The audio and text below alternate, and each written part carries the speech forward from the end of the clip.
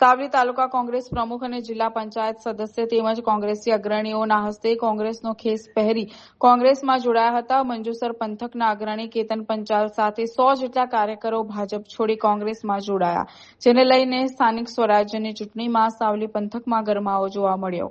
આજરોજ ગોધરા જિલ્લા પંચાયતના અંદર આવતા મંજુસર ગામના યુવાનો તેમાં કેતનભાઈ પંચાલ જેઓ ભૂતકાળમાં એમના પિતાશ્રી એમના દાદાશ્રી પણ કોંગ્રેસના કાર્યકર હતા. તેઓ ભૂતકાળમાં પણ મંજુસર ગામના સરપંચ હતા. તેઓ પહેલે કોંગ્રેસથી નારાજ થઈ ભાજપમાં ગયેલા, પણ ભાજપના આખા દેશની અંદર ભ્રષ્ટાચાર અને અવ્યવસ્થાના કારણે આજ રોજ કોંગ્રેસથી પેરાઈને કોંગ્રેસમાં જોડાયા છે અને લગભગ 100 છોકરાઓ યંગ બ્લડ કોંગ્રેસની અંદર જોડાયા છે. તેમનું અમે આવકારીએ છીએ.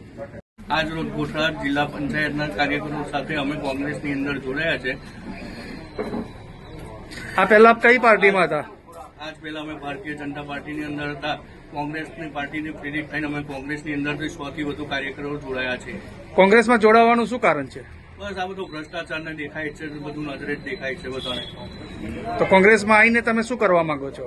બધાની સાથે રહીને બધાનું કામ સહેલાઈથી થાય એ રીતે આગળ વધીશું, બધાને સાથે રહીને.